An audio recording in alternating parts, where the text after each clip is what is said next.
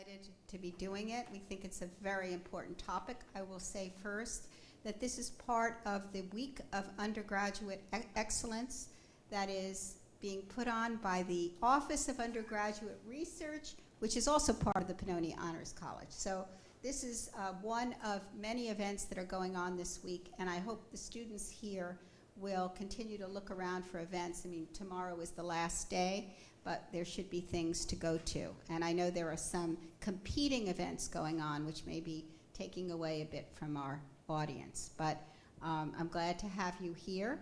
I want to say first, before we launch into the panel, that this is perhaps our 10th Pennoni panel.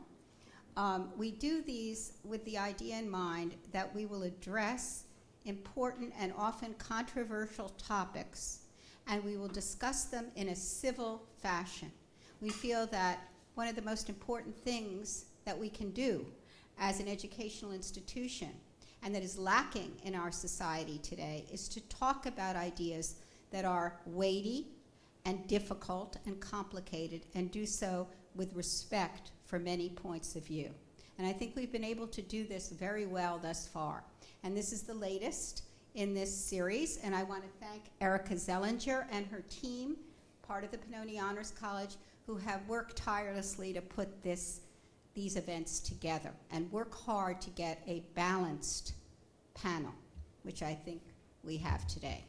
So without further ado, I want to introduce our moderator, Dr. Asta Zelenkaskata, who I should just say, I was going to say she is an assistant professor, but she's an associate professor of communication, having just received tenure and promotion. So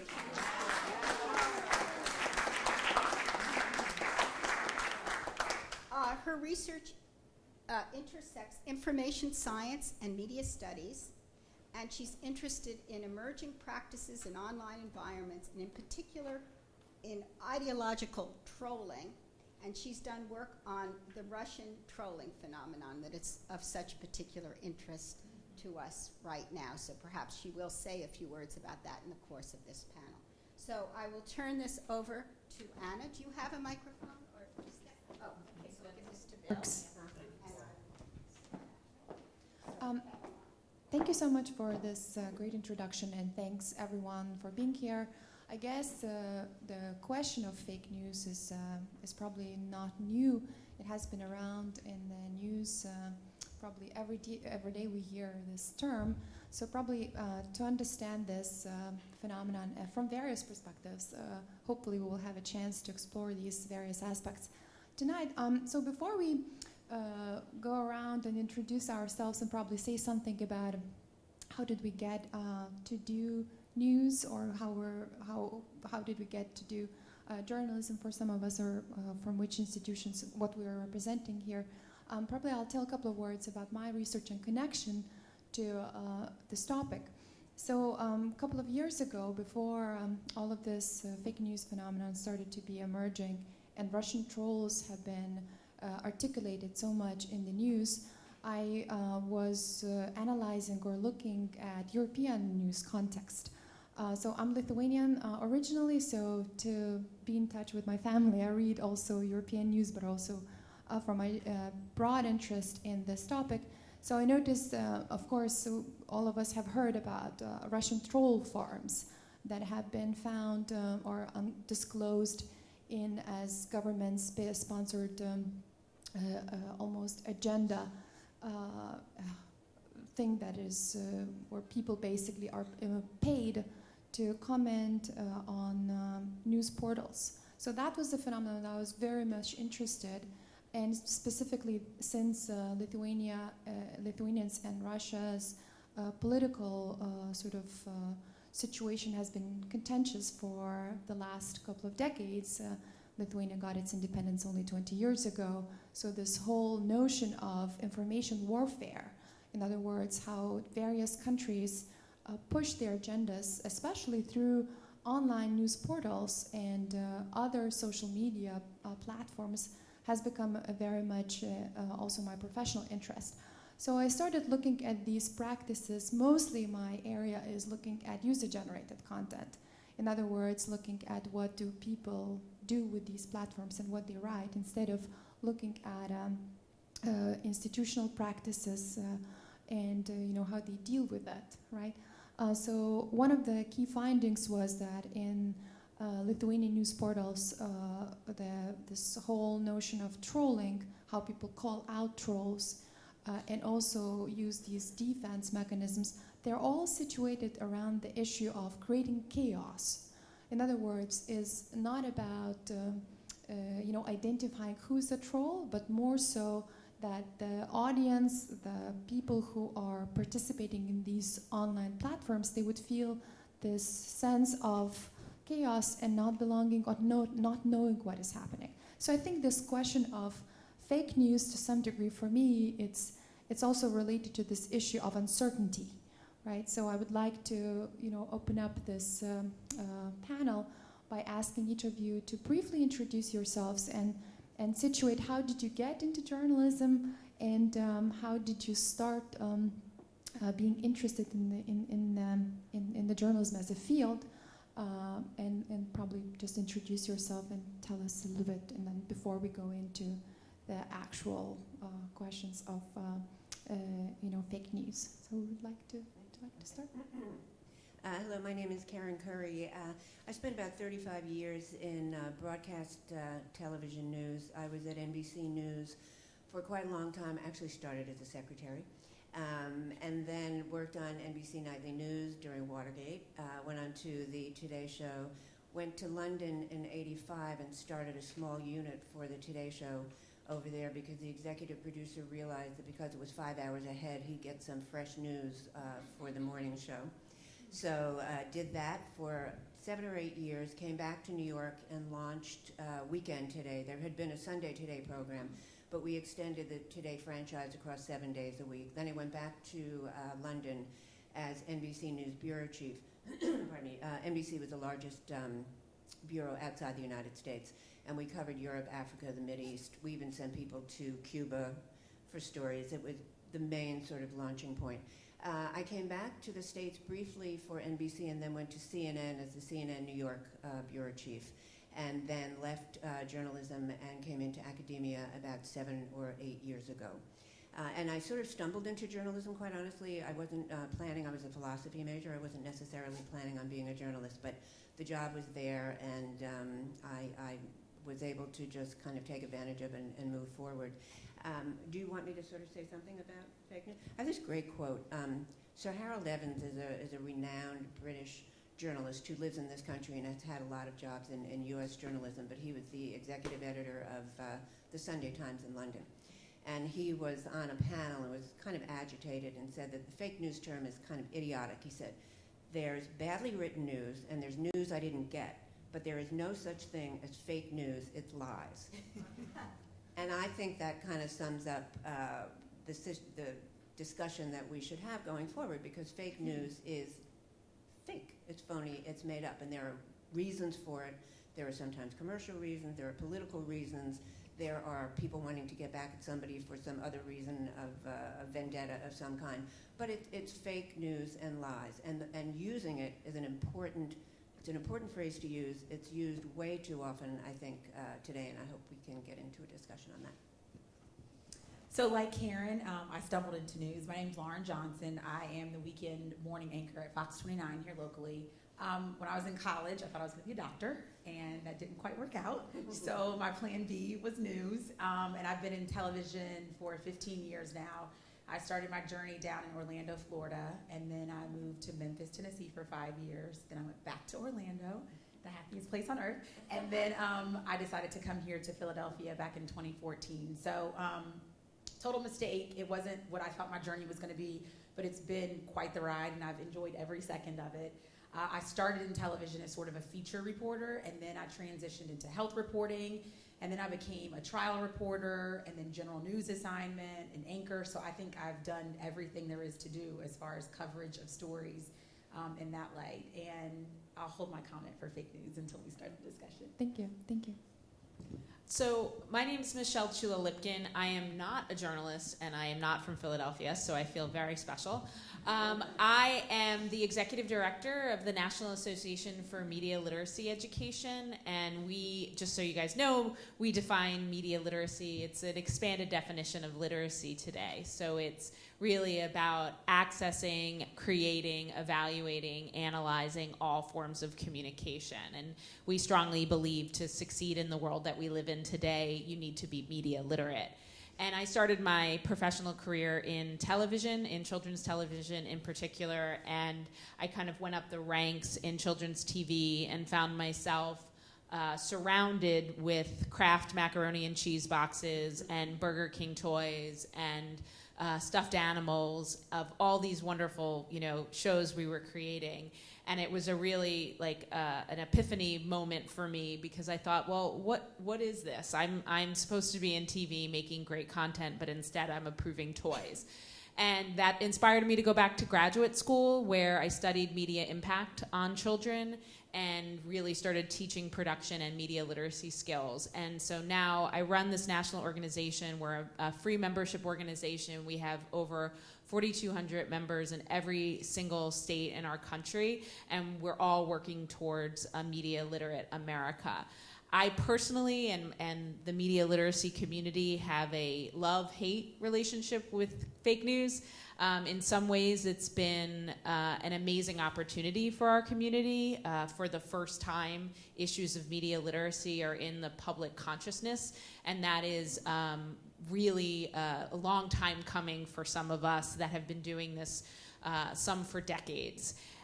But the truth is that fake news, it can be a very limiting conversation, because information is much more complex than what is fake and what is true. And the truth of it is the great majority of information that we consume on a daily basis is opinion. And there are issues of bias and issues of agenda and credibility and all of these things that we should be exploring. So I imagine we'll get to some of that. But I love fake news because it's brought us all together a lot, but I think we need to also think more deeply about things. Thank you. Hi, my name is Christine Flowers. I am a Philadelphia native, a lifer. Actually, I'm surprised that I'm still here, because the Eagles won the Super Bowl. And for my entire life, I said, all I want to do is live long enough until the Eagles win the Super Bowl. And when they won the Super Bowl, I was at the radio studios watching it, and I was like, oh my God, this is oh my God, because then it was sort of like my ticket on the mortality train had just been stamped. But anyway, I'm still here, and I am not a journalist, and I love what Michelle said about opinion, because what I am is I am a purveyor of opinion. I do a lot of writing. I write for Philly.com. I write also for the Delaware County Sunday Times, and I got into the field of opinion, of purveying opinion. I'm an attorney. I'm an immigration attorney. I picked a really easy field to go into. And I just slide.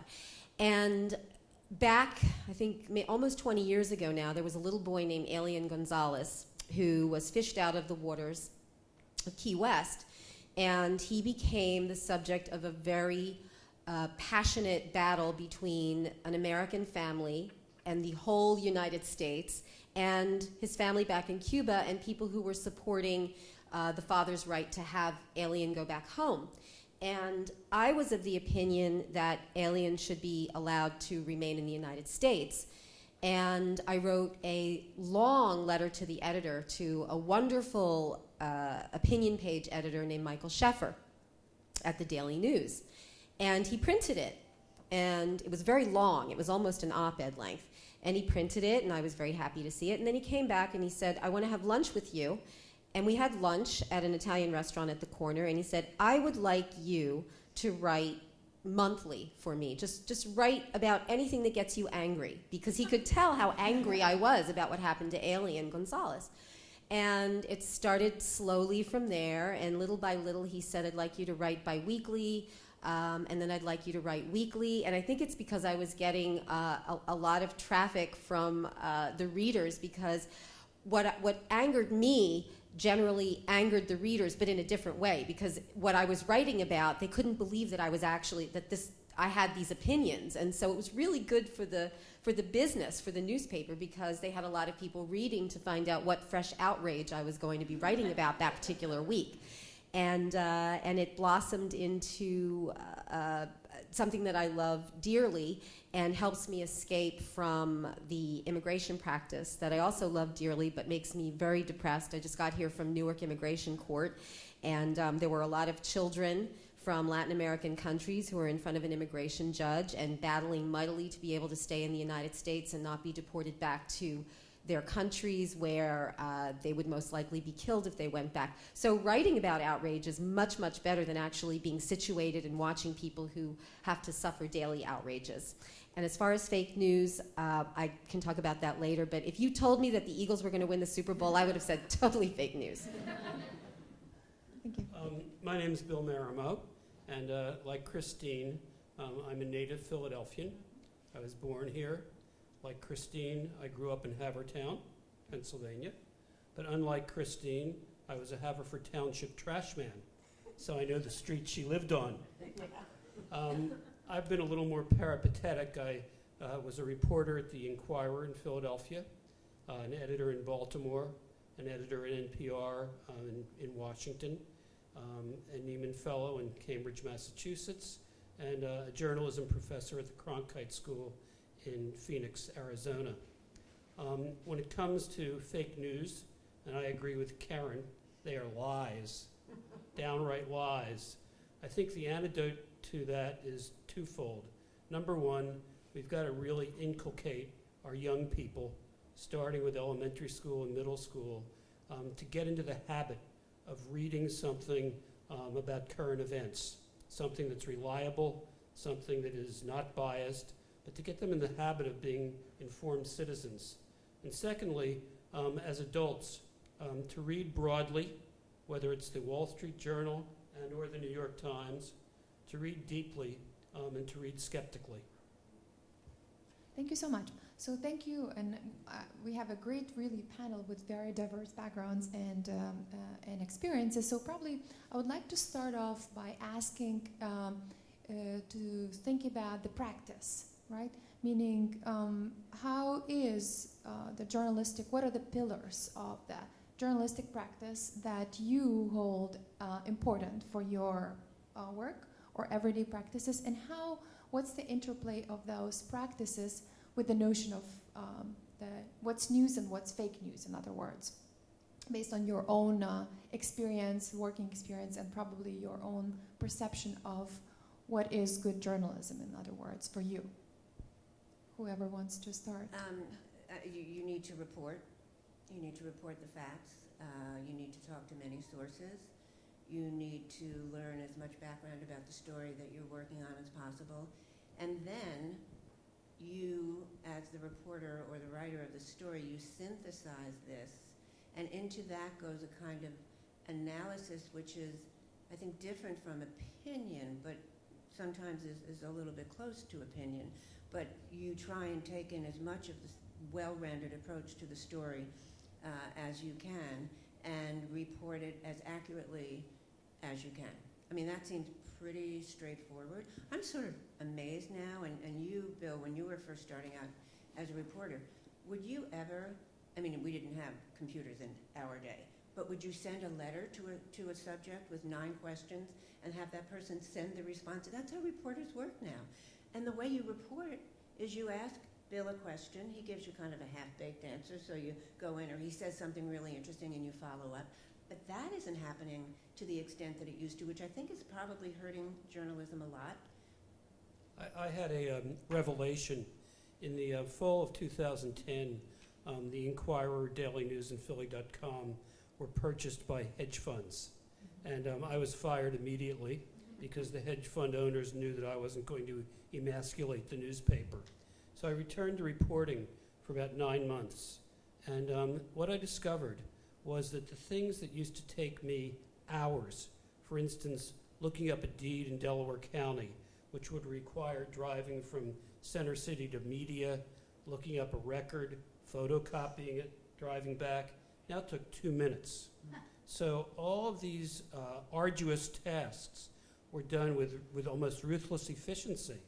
But my younger colleagues, instead of spending those 2 or 3 hours that were now discretionary time, were going right back to the computers, doing their interviews by email, looking at things online, and not getting out to meet people face to face. That is one of the real pitfalls of the modern era in journalism. With all the discretionary time, reporters should be out there meeting people, developing sources, becoming as knowledgeable about the subjects they cover as the people they cover. And if you're sitting in the newsroom, there is no way that's going to happen.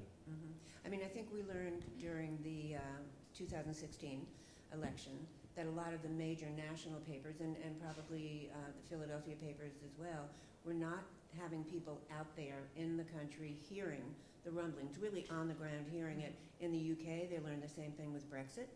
The press was clueless about what the Brexit vote was going to be. Again, it was very London-centric reporting. So I think that's a lesson learned, and some organizations have invested. I think NPR has invested in more people being in the country on the ground. I hope they leave the office and they don't just stay on their email list. Isn't that a lot to do with the budget, though? I mean, it's not. I mean, I hear, in the experience that I have is that people in general don't understand journalism, right? Like, people in general don't understand what journalists do. And so how to even identify quality journalism is difficult if you don't understand the work that goes into it. But the truth is that the issue of, a lot of these young reporters aren't necessarily emailing to do an interview because they don't want to go out and meet people. It's they have to produce 8 articles in a week instead of 1. And so there's something about the business structure and the economy of journalism that has been an unfortunate shift also. I think that's true, but and you can speak to this because you're actually doing it now. Absolutely. But picking up a phone is cheap, So that's the one thing I would like to see more of. I think it's a combination of both. I think with so many cutbacks and they're drawing lines in the sand with you can do this, you cannot do this. Social media is important because this is where our advertising dollars are going now, and it's not necessarily to ads on television. We've got to feed this beast and not that one. I think it's an evolving world that we live in right now, so it's changing the game. And I think people like Bill, who've done this for a long time, are seeing the game change, and you're like, this isn't what we do to get to a story. And for the younger journalists, I mean, I've been doing it for 15 years, so even watching some younger than me is like, this is what we're being told we have to do. I think it's a fine line between what you should do and what you're taught is important at the end of the day for what you have to turn into your boss. Yeah, a bell went off. I'm sorry.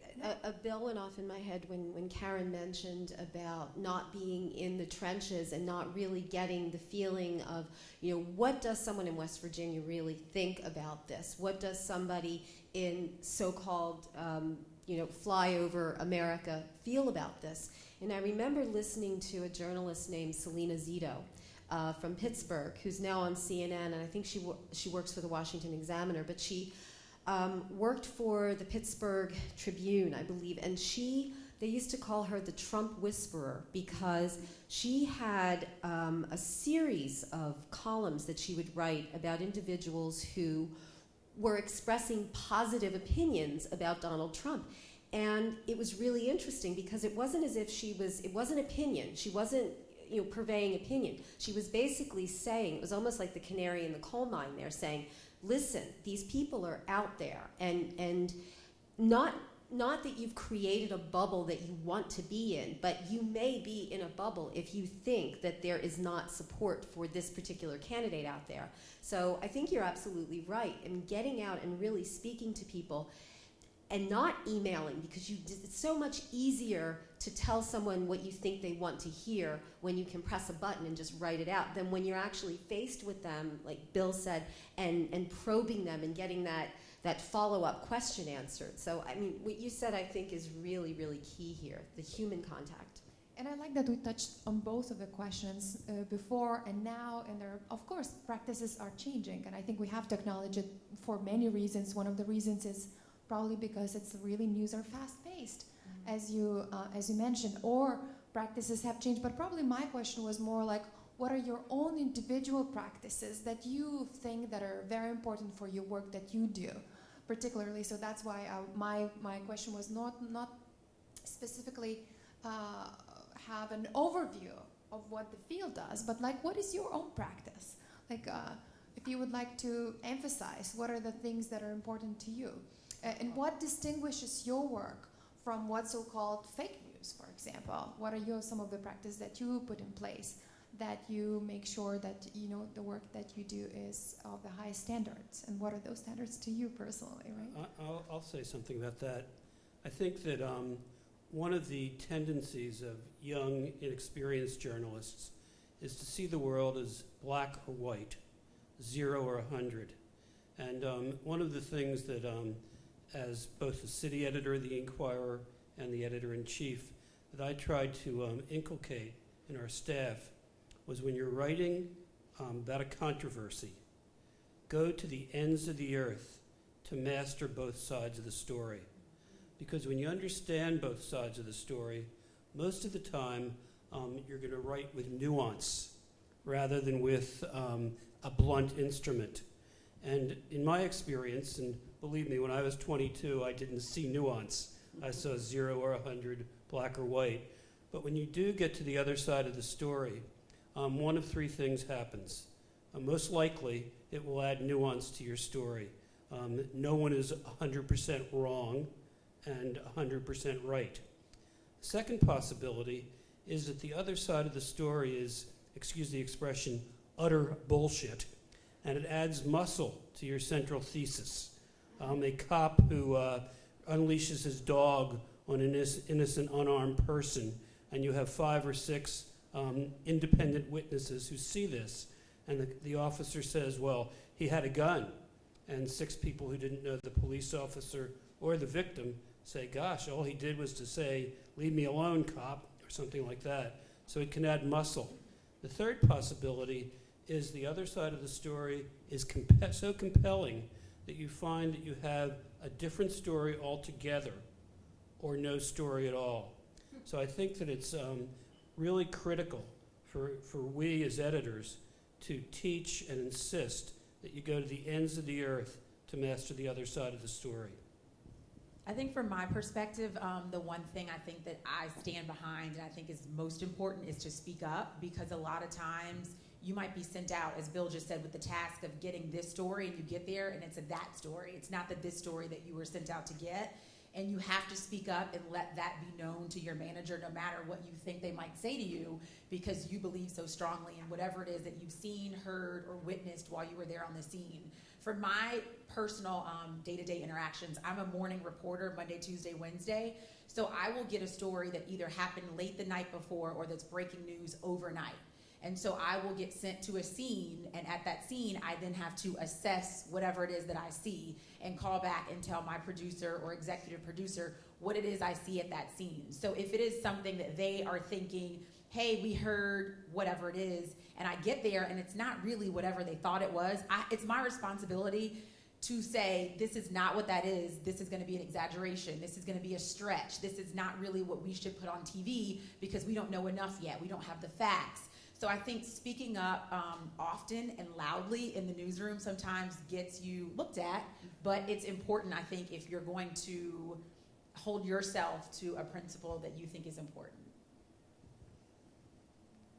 So related to that, so the other question would be related to this notion of fake news. Well, as Karen mentioned, if we treat fake news as lies, right, yet they are very much present in our day-to-day practices. So some argue that the biggest reason of fake news is this new ways of distribution of information. So for example, social media platforms and other platforms that are not traditional mass media platforms that have become very important in this whole equation. So what do you think is more important in your practices, whether it's the distribution, that means the platforms themselves, or the content of the messages? Or could you speak about the distribution versus content element of fake news? I can speak to it from a media literacy perspective, obviously. So I think that we can all agree that fake news is not new, right? It's a phenomenon that's been around for a long, long time. There's always been fake news. Since there's been news, there's been fake news. The difference is the speed and the quantity of information, right? And I think that sometimes we ask the wrong questions in our culture about fake news because we're not talking enough about the changes in our communication landscape, and we're not talking about how there's been a fundamental shift in the way human beings communicate in a 5-year to 10-year span, and that is unprecedented. Any other major shift in our communication systems has taken, we've had a lot of time to figure it out, 50, 100 years, between major revolutions in communication. So part of the issue that we're dealing with as a culture is the unprecedented nature of the speed and quantity of information. So to me, I'm not surprised by some of the things that are happening in our culture. I'm not surprised about the rise of fake news. I'm not surprised about people being ignorant about sharing things that are not true. How would we know how to do this? We have not learned it. We don't have it in our education systems. So why do we think that all of a sudden our generation of people will be able to understand this immediately? And so I think that sometimes we don't focus on the right things, and we don't recognize that a lot of the issue is the sheer quantity and the sheer speed of the information. There's something really interesting. I don't know if you're aware of it. The BBC has put a big push now into trying to deal with this whole issue. And they've created an interactive game called BBC iReporter. I did it today. It was terrifying. It's for kids. And you go on and they walk you through various scenarii, and you have to click publish, don't publish, check out the source further. I was a nervous wreck, and I've been at this a long time. But it was really well done and fun, and they dispatch a lot of their leading journalists to 1,000 different schools in the UK. And they go in there and they do workshops with the students. And then they have student reporters who they work with when they're there. I mean, they're really taking this, they want Zuckerberg to go before Parliament and all that stuff too. But to your point, they're going at where they need to go, which is very early on in our development. And that's the effort of the news literacy organizations and the educators around the country. There's our country, there is an incredible amount of work being done in the U.S. in schools and in communities around news literacy, and certain of those practices are being replicated here. Mm-hmm. So regardless of the fact that we are talking about this fake news in the context of information overall, right? But we hear about fake news mostly in news reports, right? On TV, probably during news reporting that we're hearing this term. So what's the interplay? Why is it so? And what are the forces you think that are important in that context? My perspective might be different. I see and hear mostly fake news on social media.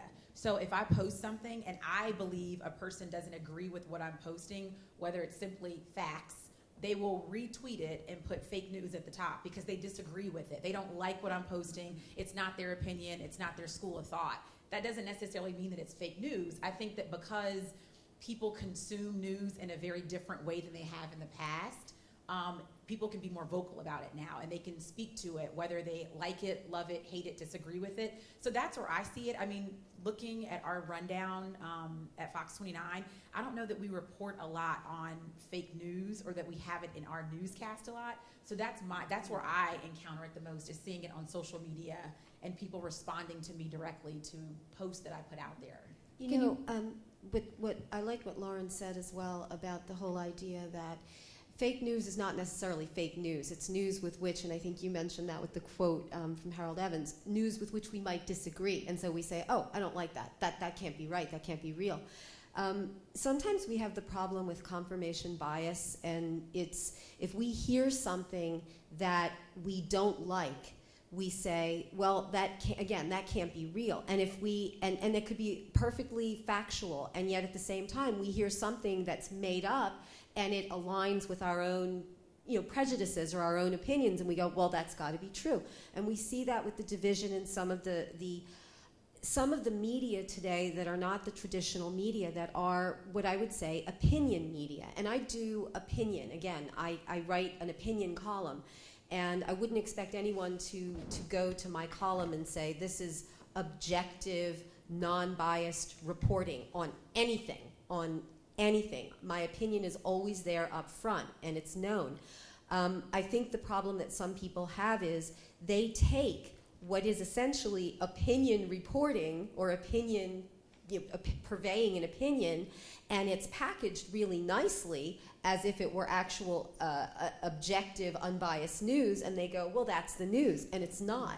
So there's that elision, there's that conflation or that unhappy marriage between an opinion that you agree with and actual facts. And I think that's become problematic with social media much more. Well, I think that there's an elephant in the room too, and it's our president. Right. I mean, President Trump has created, the reason we're hearing so much about fake news is because he's put that into the narrative of our culture, right? Again. So that's an issue, whether you are a supporter of him or not a fan of his. The fact is that he is presenting fake news when he does not agree with the news. And so therefore that is the chain, this is the leader of our country, so the chain is going to start with him, and it's going to, make its way down to the public. So we can't ignore the fact that the only reason we're having this conversation, the only reason I've been invited to 17 fake news panels since 2016 is because of President Trump. And then to follow up on this, how each of you feel that your working experience has changed with this notion of fake news. Do people come to talk to you about these practices? How does your practice, or do you have to defend yourselves in some ways as a professionals in this field, more so than you have had to do in the past? I can say that nobody returned my calls before fake news, and now everyone wants to talk to me. So that's how it's changed for me. I think on a day-to-day basis, it's always, I wouldn't say I defend myself, because it's just no point in going back and forth on Twitter. I know there's trolls, there's people that are really inquisitive, that have questions, that want answers, that want to know more information. So I just try to lay out what it is I know, and then I leave it there. I don't go back and forth. I wouldn't say I have to defend myself, but you sometimes feel like you have to, because of the nasty things that people accuse you of and say to you on social media sites. And so it makes you want to get into these exchanges, but then you have to remember, listen, I'm here to report the facts. I'm not on one side or the other. And then people forget, I think, sometimes in how we find out our news. I don't know that people always understand the process of how we news gather. If I get a police report and there's a mistake in a police report and I report it, you can say fake news, but I'm reporting what I received from authorities and officials. So I can't control that. We can go back and correct it, but we can't control sometimes what we're reporting, because we are only going on what we're getting.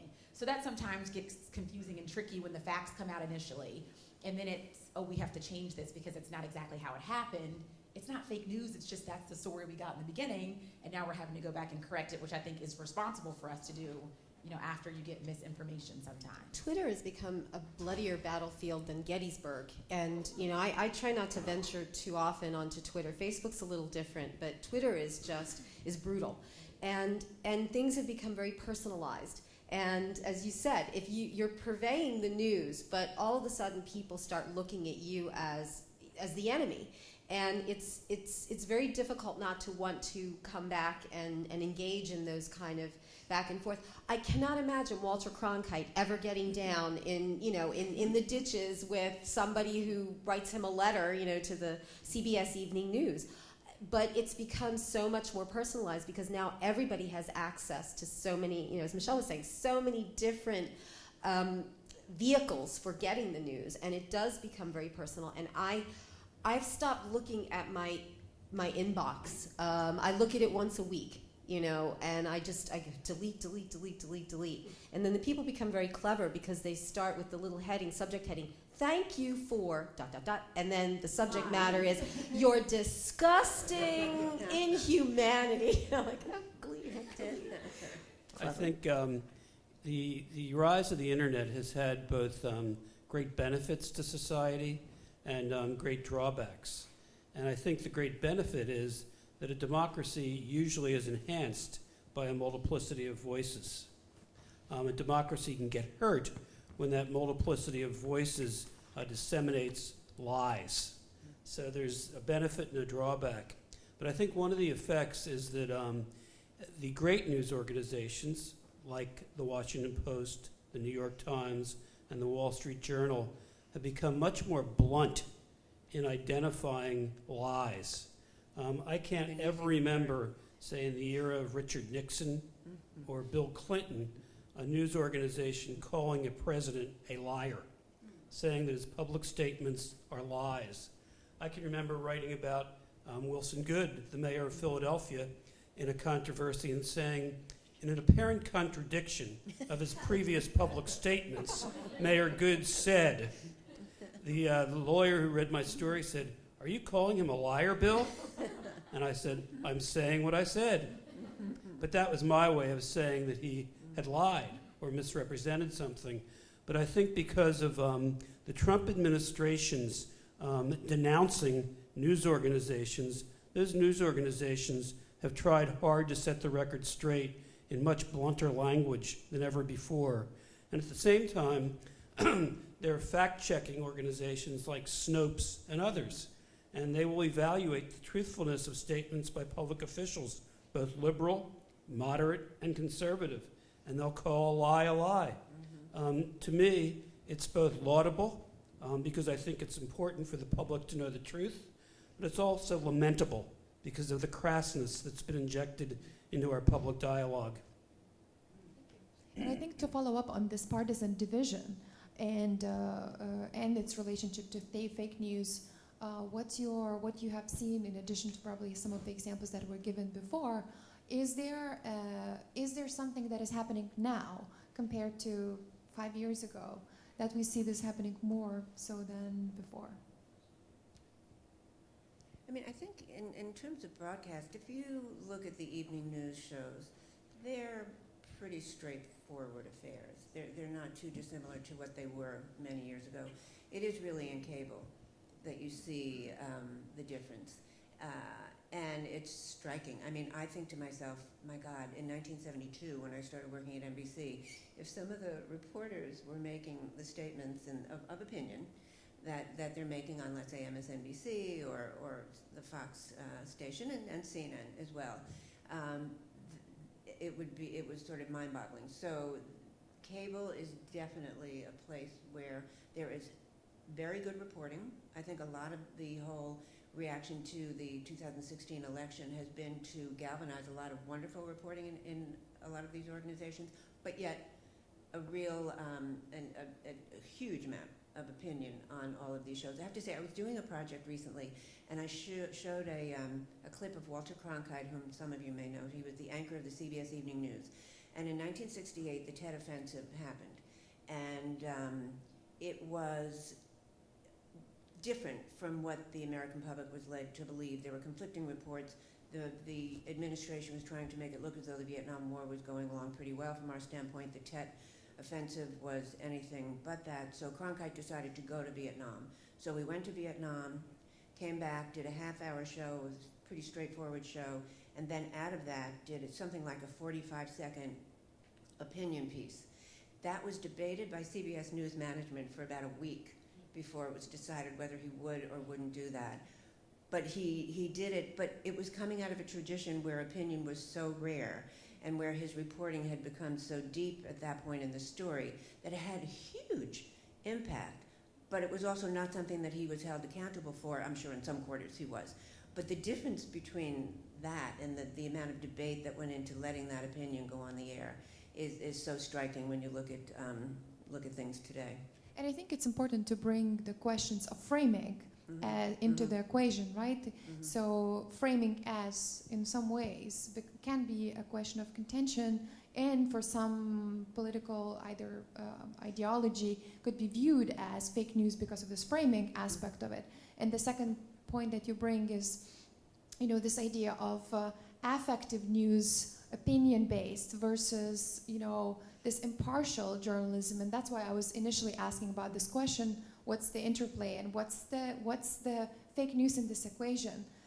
Is it because the news are become more affective in some ways, where opinion is more acceptable or of a journalism that some... Well, I think also, again, we have to look at the industry. We have to look at the economics of the media industry.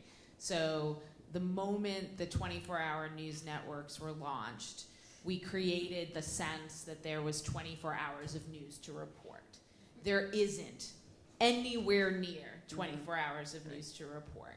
But then they need to fill those hours, right? And then they need to fill them under budget. And what is the cheapest way to make television?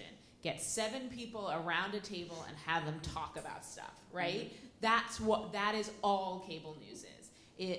Very rarely are you seeing of course there's some good journalism on that, but most of it is cheap TV.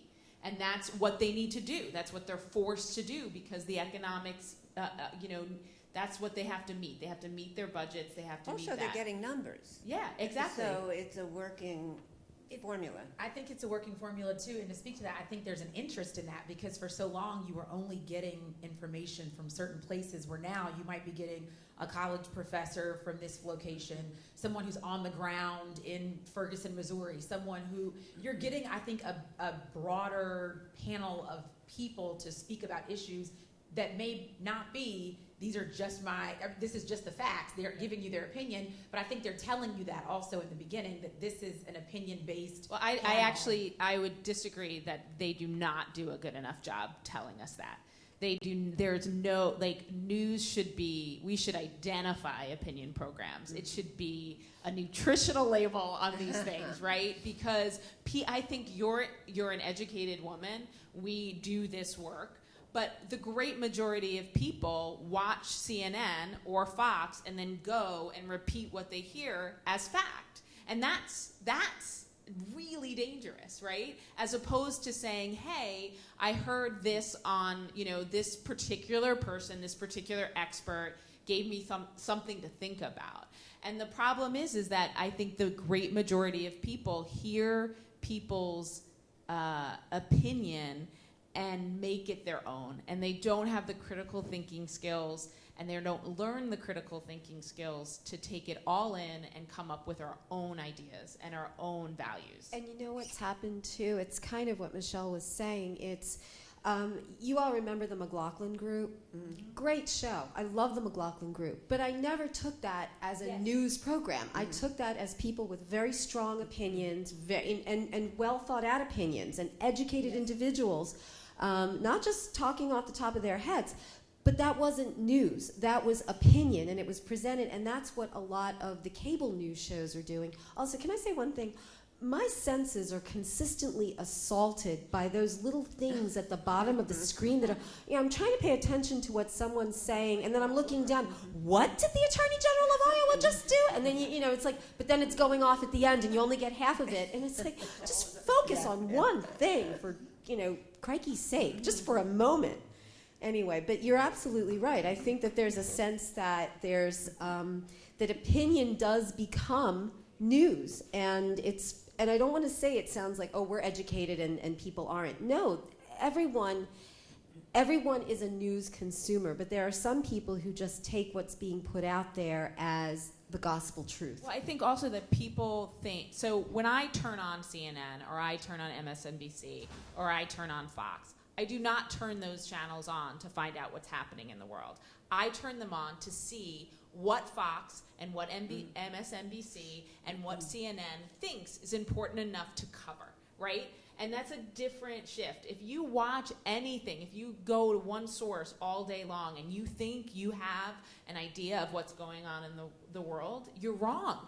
That's not how you find out. It takes a lot of time. It takes a lot of information intake to really understand what's going on in the world. So with that, thank you so much for starting my sort of last wrapping point, is what are the solutions? And I think we touched on some of the pressures, that is commercial pressures being one, and probably non-subsidized news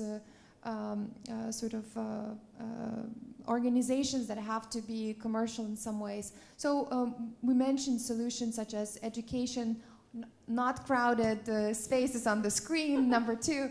So what would be some of the other solutions that we can how can we live in this new environment, probably changing environment, as ever news and media environments are always very much in flux.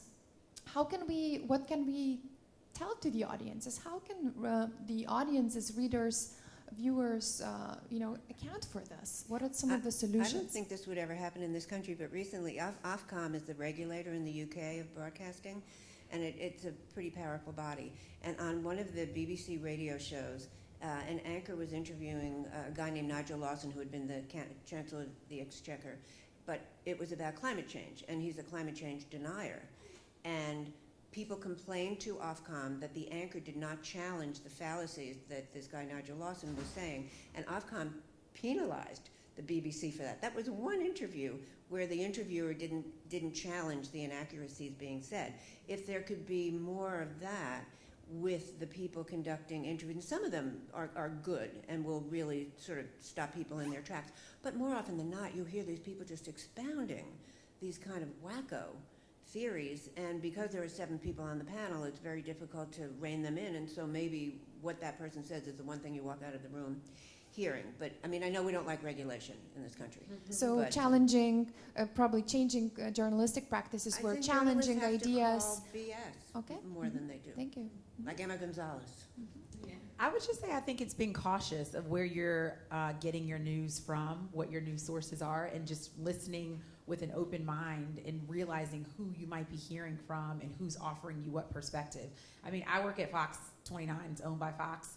I watch CNN, I watch MSNBC, I watch ABC. I mean, I watch everybody because I want to know what's out there, and I want to know what people are saying about everything there is to cover. My brother does not turn on the TV, does not watch the news. So people have to decide how they're going to consume news, but you have to do it cautiously, I think. Thank you. Well, I'm surprised.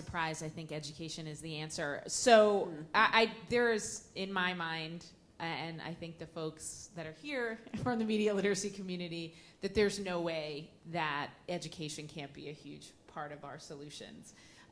It's obviously a multi-pronged approach. We obviously have to look at our industry. We have to look at the tech companies. We have to look at possible regulation, and we have to keep up. But if we don't see a shift in how we're preparing kids for the world, then we're never going to solve these problems. And so it's all about media literacy education. It's all about getting kids prepared to thrive, and it should start at the youngest age, and it should go through high school and higher.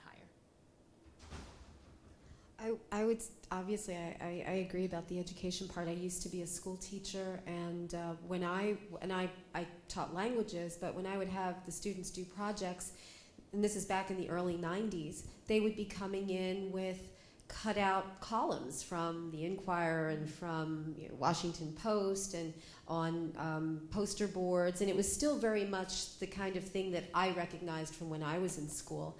I have a 9-year-old nephew his projects are completely different. They're digital, they're on iPhones.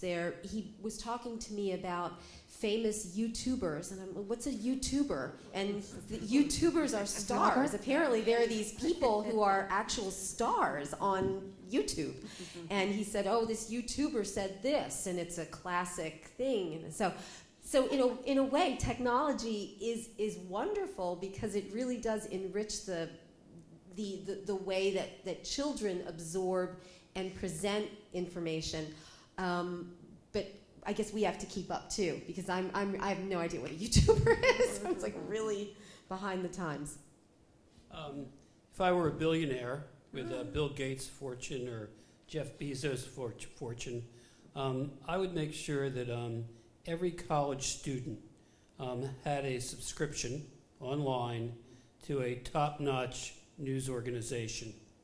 I would also add some kind of inducement, like maybe a gift certificate for Dunkin' Donuts every day that they would that would require them opening up a story and reading it from start to finish. I would coordinate that with professors at major universities so that the students would have some projects related to really keeping up with current events.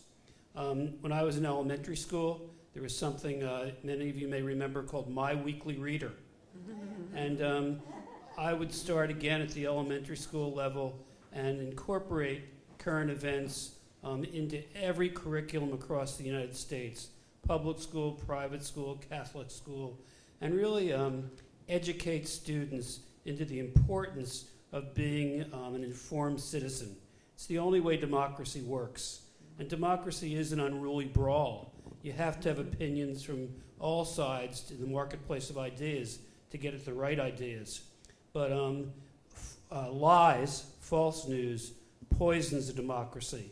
And so if we don't get our young people to start critically thinking, democracy is really going to be in jeopardy. And I want to say just one more word about the lies.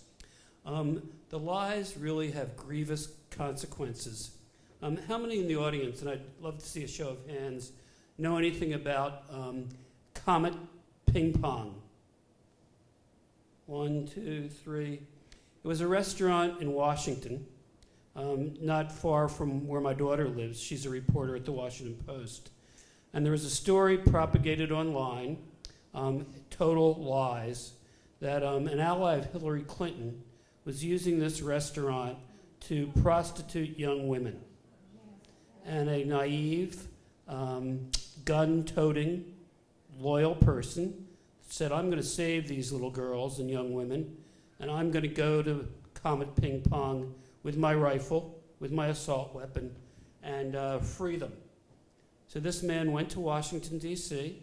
He shot up the restaurant, didn't kill anybody, didn't wound anybody, scared the hell out of the patrons and the owner, discovered this was total, utter poppycock.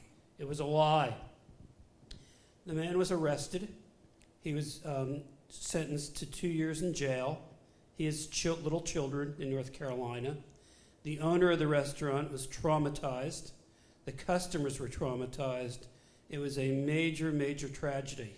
So the consequences of false news transcend politics, and they can really destroy lives. So I think it's really important, starting with our youngest people, to educate them in the importance of participating in a democracy and distinguishing the truth from lies. Thank you so much. So I think now it's the good time to take some of the questions from the audience. And before that, probably I can tell a small story from my sort of childhood when Lithuania moved from Soviet Union to be a democratic country. And with the way we were taught literacy, we were using still textbooks with propaganda in it, because that was the time when Soviet Union used all the propaganda messages. So we were taught how to ignore those elements from the textbooks, but we still did not have new ones. So it's an interesting parallel that, you know, propaganda, fake news, these are some of the concepts that are really resonating over time, even the context that you would not expect. Well, yeah, and I think it's important to note that American textbooks have some of those problems also. We aren't completely honest about our history either. So, so now it's the time to take questions from the audience. I don't know if we have microphones to be given. Yes? Maybe use the microphone here. Can do that. Thank you very much. It was a wonderful panel, really. This story about education is close to my heart because I've been an educator my whole life. And when you talk about critical thinking, I taught student teachers at Temple for many years, and one of the standards that we had was teaching children to think critically, critical and creative thinking. And I actually observed lessons where they had to discern between fact and opinion in an article. Just to pick out the fact, pick out the opinions, and using certain key words. So I'm interested in everything you're just talking about, in literacy, all kind of journalistic literacy, and what Bill was saying. If it doesn't, it has to start at the very beginning. I agree. I couldn't agree with you 1,000 times more. So really, I don't know if it's my question, but like, how do we make it? I know we taught it at Temple, so you can't say it was not done. It was not taught, but how is it implemented?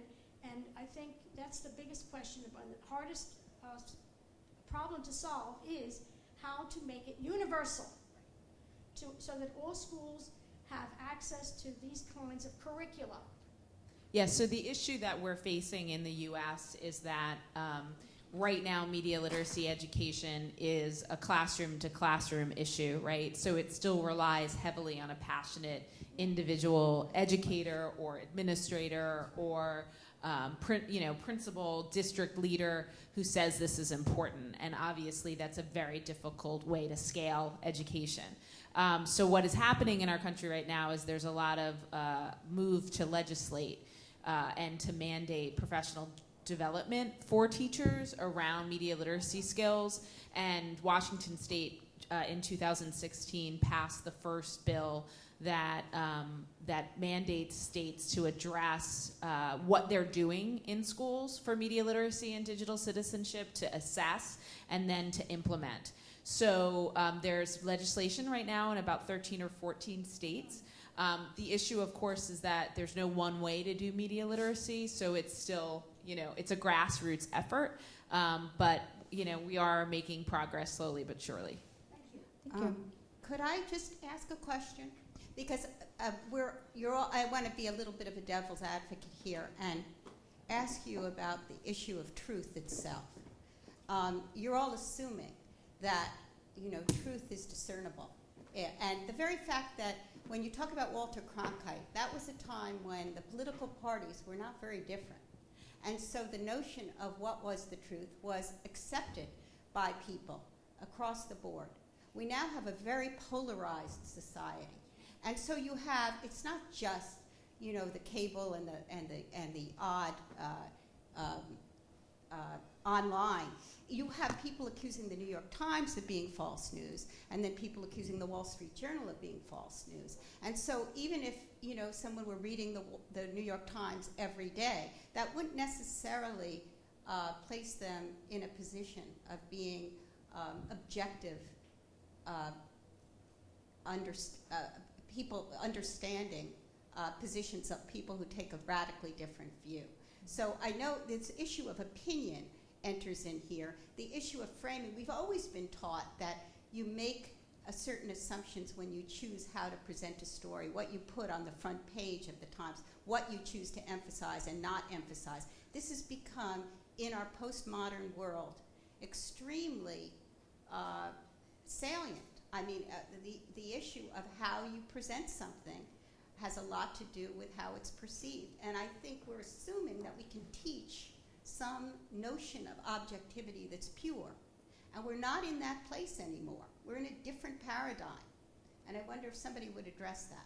Because that's much more complicated than just finding this is a lie and this is the truth. It doesn't really work that way. I think we were pretty divided in 1968. Maybe the parties were not as distinct from each other. The country was pretty divided. So I don't think division in the country is necessarily a new thing. But I also think the practical things that we can, how do you identify a URL? I mean, if you want practical things, there are ways when you see something from a source that you can take a look at a URL and see if it looks a little bit phony. And if it does look a little bit phony, do a little bit more research to find the actual either corporate or media URL from which the story would have come if it were accurate. I mean, there are some things like that that you can do to actually unmask some of the deceitful things online. Truth, what is truth? I mean, you're right, what is truth? I mean, we all in some ways have our own truth. So we try to the best extent we can to find as many verifiable facts as we can. But yes, there will always be some kind of a distinction in our truth. But there are some specific things I think that we can do to try and, these kids, where were they from? The ones who did Pizzagate, were they in they were somewhere in Eastern Europe? Macedonia. Oh, yeah. They were in Macedonia. And it was clickbait, and you could make money, right? Because the headlines were exciting, and you could make money on that, which is why I think they did it. I think with the best stories about controversies, if the journalist gets to the two poles of the possible truth and masters both sides, the organization of the story gives you a strong indication of what the reporter believes. But ultimately, great stories, in my opinion, are like trials. You see the prosecution, you see the defense, and a good reporter will give the best defense possible. And then you, the reader, are left to make a decision on where the truth lies. I'm going to give you one example from my own career because I wrote an awful lot about allegations of criminal violence by Philadelphia police. There was a case that occurred at the corner of 5th and Spruce Street where a man named William Cradle ran a stop sign. He was pulled out of his car, beaten to smithereens by 6 or 7 police officers, according to 23 eyewitnesses. The eyewitnesses were residents of 5th and Spruce Street. They were drivers whose cars were stuck behind the police cars in the car of William Cradle, and there were people coming home from their jobs late at night. I interviewed about 10 or 11 of them, none of whom knew the cops, none of whom knew William Cradle. I wrote the story. The FBI began investigating. They found 23 people who'd witnessed it. The stories of the witnesses were all the same. He'd done nothing to fight back. He'd done nothing to resist. Came to trial in federal court. 3 officers were indicted on charges of conspiring to violate the rights of William Cradle. 9 eyewitnesses from the civilian side testified to what I just told you. 9 police officers testified that William Cradle was the wild man of Borneo, flailing his arms, pounding his head on the street, an SDS-style radical. The jury acquitted the 3 police officers. They believed the police officers. I believe that the civilian eyewitnesses who had no reason to lie were telling the truth. If you read the story, I believe you would trust the civilians. But I think good stories give you enough information to discern where you think the facts lie. Can I also say something, and it sort of follows something that you had mentioned before. The idea of truth is wonderful. The idea of this sort of neutral, glowing truth that we can all reach is great. But this whole idea also of balance and of there always being another side to the story can be very dangerous as well. As Bill was saying, sometimes there is no other side to the story. It's not, you can't say, well, you know, this is Hillary Clinton was not someone who was soliciting pedophilia, but maybe let's look at the other side. Is there a possibility that there are facts that would support No. Sometimes you just simply have to get out there and say, there is no other side. And the fairness doctrine is wonderful, but sometimes we just have to use our common sense as human beings and realize that trying to be fair to the other side is self-defeating because it's creating a fiction. And so this idea of there being, I mean, I don't know where I'm going with this, but essentially it's following up on what Bill had said before, that sometimes there really is only one side to the story, and you're not a bad reporter and you're not a bad person if you acknowledge that, just, you know, going from your own gut and going from what you would think would be a real world experience and real world consequences.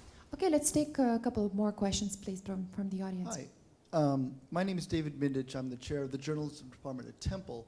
And I've been teaching the same quote for about 25 years. It's in 1644, John Milton, writing in an essay called the Areopagitica, talked about how truth and falsehood can grapple on a field, and when it's a fair fight, truth always wins.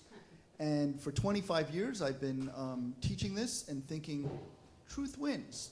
And I stood in front of a classroom a few weeks ago, and I showed the quote, and I felt very differently about it than I have for the rest of my career. And I was wondering, just to ask the panel, not anyone in particular, does truth win? You stumped us. I don't know if that's the question I want to ask or answer. I think that, I relate truth as totally different than fact. Like, I think that we all have our own truths, and I think that's one of the reasons we could go see a movie with someone who we see, you know, is our best friend in the whole world, and one person can hate it and one person can love it. And that my truth is that that movie was wonderful, and her truth is that movie was terrible. But the fact is, the only fact there is that we saw a movie together, right? So to me, the question is not about truth. And I guess I would want to push back and say, what does it mean for it to win? In what way? Like, what does that even mean to you? Well, in the story that that Bill told, it appeared that truth did not win, right? That your story was probably a truthful story of the views of the bystanders probably were correct, and the police were, based on the evidence, were probably not being honest. And I've studied the history of Ida B. Wells, who's an anti-lynching crusader, and there was a lot of racist baggage that the white journalists were putting out about why African Americans were being lynched, and it was based on a set of lies. And Ida B. Wells investigated lynching across the South and really found truths, really found facts that went against this prevailing narrative that was based on racist baggage. And it took a while for Ida B. Wells' narrative to come out into the open, but eventually, maybe 20 or 30 years later, historians at least were understanding that lynching was an act of white terrorism in the South. Nowadays, I worry that the facts about various cases will not emerge, given the climate in Washington. I think for me, the best way to respond to you is to say that I don't see it as a win or loss. I just don't, when I go into work every day, it's not wins and losses. It's, did I do my best job of presenting all the facts that I know as clearly and fairly as possible? Because at the end of the day, that's all we can really do. I can't say, I hope that I won over this person or that person, but I hope that in reading or in watching my story, that they were able to gain or glean enough information for them to then draw a conclusion. I think it's tough every day when we hear certain stories or we see certain outcomes or hear certain verdicts and you're like, what? Because of your own personal, whatever, bias, opinion. Like Bill, he witnessed these people tell him these stories and then it's a different outcome. I think that's all we really can do as responsible journalists is just report what we do know to be our truth and hope that it's consumed that way. I'm a really positive person, and like I actually think this is like the most amazing and incredible time to be alive. And I think that there is far more good happening in the world than bad. I know that's crazy, but I really believe that. And I believe that, like, to me, when you ask that question, as I've been thinking about it, I think of the Me Too movement. And I think about, well, as a woman, you know, I am so happy that there's a line being drawn now of acceptable and unacceptable behavior for all of us, you know, hashtag Me Too. I've been there. So to me, that wouldn't happen in a world that wasn't as public and as open with as much information. Like, so yes, we have a fake news problem, but we also have the Me Too movement. And yes, we have lies, but we also have, you know, never again. And, you know, that would never happen without the landscape that we're living in. So I do think that truth is rising, maybe not as fast as we want and maybe not in the situations that we want, but I think there's a lot of truth being exposed based on, you know, what is being communicated. I want to say one quick thing in response to Michelle's comment about Me Too. I'm a lawyer. And I have, if anybody's read anything that I've written about Me Too, you know that my background as a lawyer makes me very nervous about some of the things that are happening with the Me Too movement. When you talk about fact and you talk about truth, in many ways, it's a Rashomonic situation. As Michelle was saying, you go to one movie, there's one situation that happened, and people perceive it in different ways. Now, I think that truth is extremely important, but I also think that a lot of that, and I'm saying this not as a journalist or an opinion writer, but as an attorney, as someone who wants to make sure that when facts are not correctly reported or facts are not correctly applied or drawn from specific situations, lives are damaged. And so while I think that it is a very good thing that the pendulum has swung in the Me Too movement toward a place where now we don't immediately knee-jerk question what a woman has said. I also think it's extreme, as the aunt of a 9-year-old nephew, I think it's extremely important that we retain some level of cynicism so that we don't immediately say, I believe what she's saying. I believe what she's saying. In the Bill Cosby case, I believe what 8,000 women are saying, and not put it to the acid test of, okay, what's going to happen if what she's saying is not true? How is this person who is being accused going to be able to defend himself, not just in the court of law, but in the court of public opinion, which is a lot easier to accuse someone in the court of public opinion. So I agree 100% with what Michelle is saying, that there's a lot to be happy about. But I'm not as sanguine about the Me Too movement as a lot of other people have been. I guess we're going back to the question probably of the source, and now given that we have more sources of information, we can ask this question in a broader way. Looking at traditional mass media, that we had a few sources, and now we have social media, and yet still we don't know what's the actual truth. Probably let's take a couple of more questions, and then we will answer them in a sequence. So we've talked a lot tonight about presenting facts in their truest form to readers and to viewers, to let them come to conclusions for themselves. We've also talked a lot about the younger generation and teaching kids from a young age how to critically think about what they're reading. But what I would like to know from you all is how you are helping your readers now, the ones that are the millions that are old enough to vote and that never receive that education and that don't know how to interpret those facts themselves, because there are so many different sources, and perhaps there is a bit of too much got to see both sidesism to traditional journalism. What are you doing in your practice to help your readers understand the important facts and to give weight to one side or another when that is relevant? Thank you. Let's take one more question, and then I saw the other hand there. And please, we will take all questions. Okay, well, what I was going to ask is this concept of fake news predates the web, internet. Okay, I've been around long enough to see that. And we have examples like Dan Rather with MemoGate.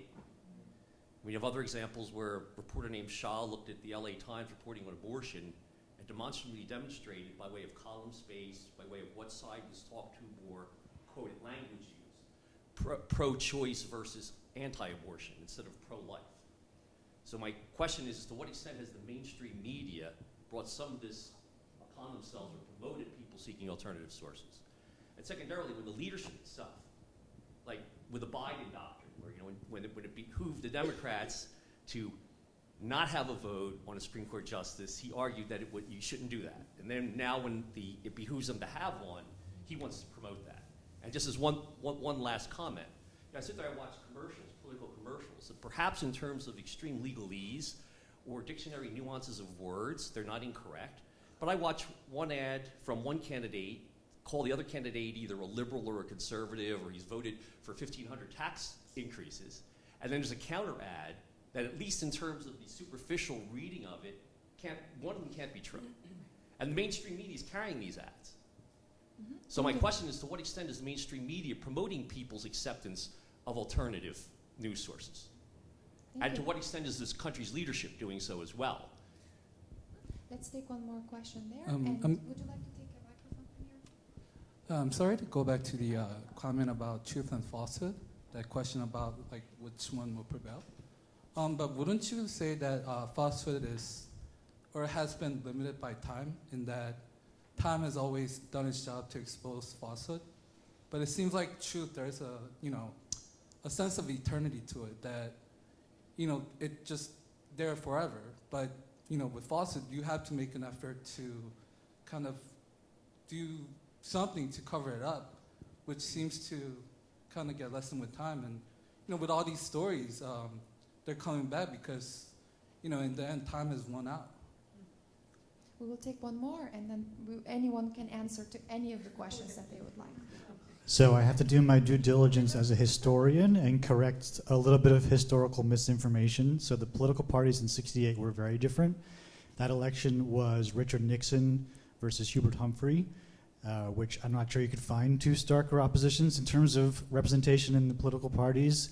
And the Democrats had just come off of a massive wave of liberal and progressive victories in the 1960s with civil rights legislation, environmental legislation, and of course Nixon ran on sort of a law and order, very conservative Southern strategy to win the presidency. So that's a little bit of misinformation from a historical angle. I think in general these conversations would really benefit from a historical perspective and a historian, because a lot of this is discussing issues and aspects of change over time, change in technology, change in media, change in government, change in partisanship, which are issues historians really study very deeply. And I think next time we have panels like this, it'd be useful to include a historical voice to make sure those issues are sort of adequately addressed and probed.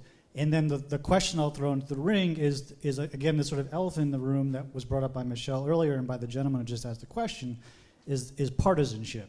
So most of the disinformation that comes into the airwaves, whether it be through television or other means, has a partisan agenda.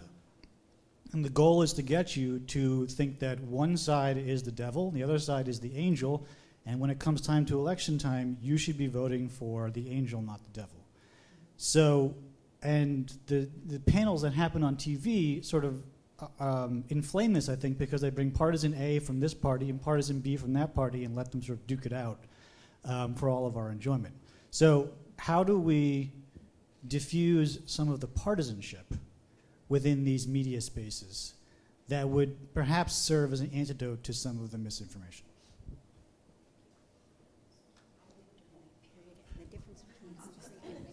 I think I can answer your question best. As far as what I do on a day-to-day basis, I tutor in North Philly once a week, and those kids live in a neighborhood where I've been way too many times for shootings, for murders, for whatever it is. They've come to know the news through that perspective. And so sometimes for me, it's just sitting down and having conversations, because they will say to me, I saw you this morning, or I saw you talking about, or they'll say this, I saw you with your red dress on, and I'll say, what was I talking about? And they won't know.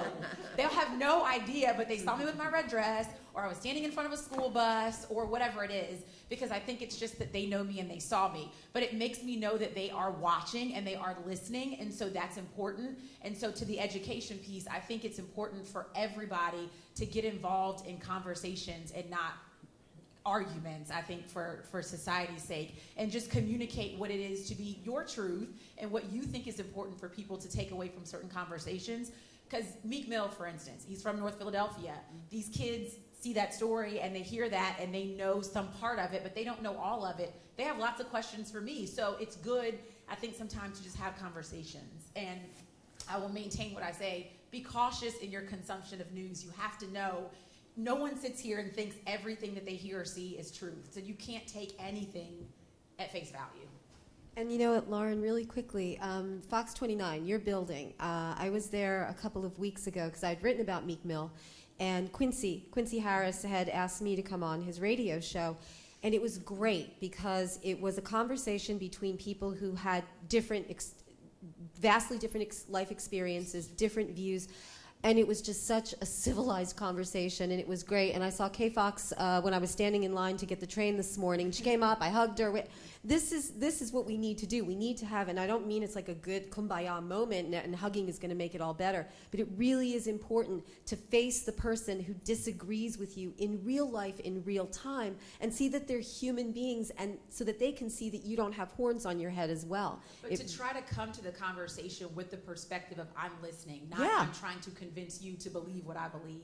I think Exactly. that's part of the problem sometimes. It's just that people see me and they're like, oh, you work for Fox? They're completely shut off because that's what their viewpoint is that whatever I hear from you or that agency is not true. Exactly. I want to try to address the mainstream media question and the polarization question in one. So I think that one of the things we have to recognize is that the majority of media, the media ecosystem is not built for nuance, right? The media system in itself is built, built for polarization, because we don't have enough time to report on things, we don't have enough space to report on things, we don't have enough money to report on things, and so we're built in the system to polarize people. And you can't do nuance in 280 characters, right? You can't do that. So the system itself is designed to get people riled up, right? And it's because they also are expecting us to watch, and they're expecting us to keep watching. And there's, again, this is a media industry. It is an industry that is trying to make money. And there are amazing amounts of good work being done, but at the core of it, our media industry is trying to make money, and they need our eyeballs because they need to sell advertising. So they're going to create polarization, they're going to create drama, they're going to do all this stuff, and we can enjoy it, we could learn something from it, we can have a conversation from it, but we have to recognize that that's the system that we're working with. And I think that that's why, to me, and back to what you said, Paula said about, it's not about fact and fiction. It's about agenda and bias and all of these things that take much more time to understand. And I think things like agenda and bias get a really bad rap. Like, we've made bias like a total 4-letter word in our culture. When bias, I have bias, you have bias, everything has bias. So let's talk about it. Let's teach empathy from the point of bias. Like, there's so much we can learn from bias. So I think that we have to recognize the system in which we're playing and understand what their agenda is.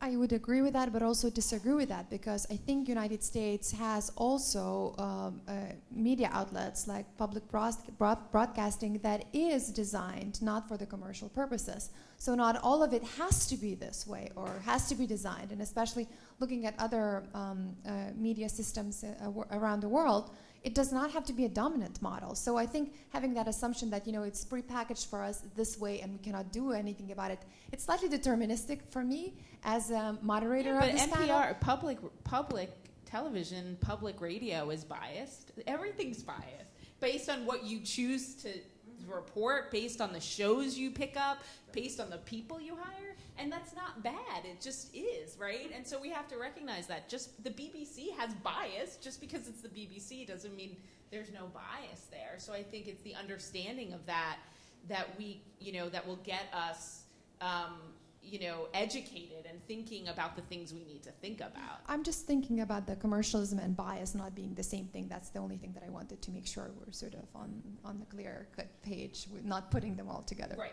Having been the vice president of news for NPR, I can say with certainty that my goal and the goal of the leaders of NPR was to provide important information to all the listeners, the 30 million people who listen to Morning Edition, the 20 million who listen to All Things Considered.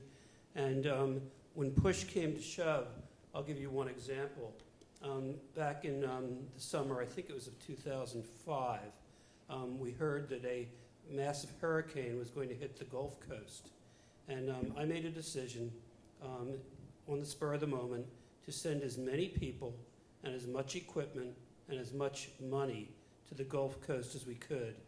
I said to everyone, if this turns out to be a mistake, I take total responsibility. If it turns out to be a good call, you guys get the credit. The purpose was not to rile up anyone. The purpose was to report the news as we saw fit. I forget exactly who the head of Homeland Security of Emergency Preparedness was, but there was someone down there. Brownie was at one of the stadiums saying that everything was copacetic. And on the ground, we had several reporters who were saying, we're at the stadium, and this is an unmitigated disaster. So Robert Siegel, who is the host of All Things Considered, interviewed our reporter while he was interviewing Brownie. And it was an unbelievable dissection of where the truth lay. So at NPR, during my years, the purpose was not to rile up the listeners. The purpose was to inform, illuminate, and do the best job we could at getting at the truth. I believe that there's no way of getting to the absolute truth. But when you get at the truth, you give listeners and citizens information of governing importance. And one point about the police violence case, I don't think justice was done in that case, but it became a deterrent to police officers who willy-nilly might beat the smithereens out of someone who is impolite rather than someone who is threatening them with a deadly weapon.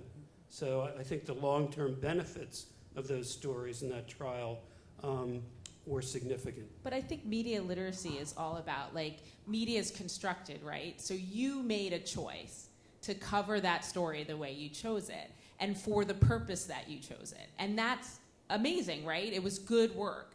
If you had made that, you might have made a different choice, right? If someone else is in charge. So people have to understand the way choices are made, right? And the way things are constructed to be able to analyze and evaluate all the information. I want to add a footnote.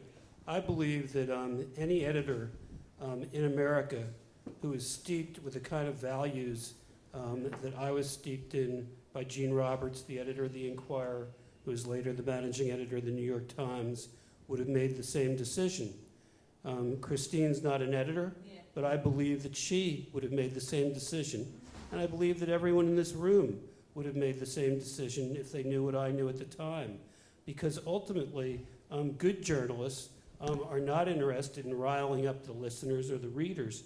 They're interested in providing information that helps illuminate important information. So could I just mention one thing? That moment in NPR was one of the most beautiful examples of holding leaders accountable. It wasn't Brownie, it was Chernoff. That's exactly right. And it was John Burnett and Siegel, Yes. who together, Burnett was at the Dome, Yep. and he said, you know, Chernoff is saying that there's not a problem here, but I'm seeing people dying. I'm seeing people going hungry, and there's no help. And he was very clear in his reporting. And again, you know, truth is sometimes elusive, but you know, the best antidote to fake news is to really have serious on-the-ground reporting by people who are careful, who double-check and triple-check, and then hold leaders accountable and introduce parts of society to one another. And you can do that. You can't be completely objective, but you can do that. Robert Siegel was masterful in interviewing both of them. And Karen, relevant to the Cronkite piece from Vietnam, for those of you who were around at the time, that was a critical factor in President Lyndon Johnson deciding not to run. There are tapes of Lyndon Johnson in the Oval Office, and when he heard the Cronkite talk, the Cronkite critique, he said, "Even Walter has turned against us." And it was followed pretty quickly by his decision not to run. Thank you. So I think all the panelists would agree with the comment that, you know, historical perspective would be very welcome, and hopefully next roundtable will be dedicated to the historical perspectives, which we did not cover this time, with experts invited to this. But I wanted to wrap this session and thank, first of all, to all of our panelists who came to share their views and opinions. So please, please help me to thank our panelists. And also, thank you very much for coming tonight and sharing this night with us. Thank you very much. I do think it was a great panel, and I hope you'll keep a lookout for our next one. I think we're going to be doing something on body image.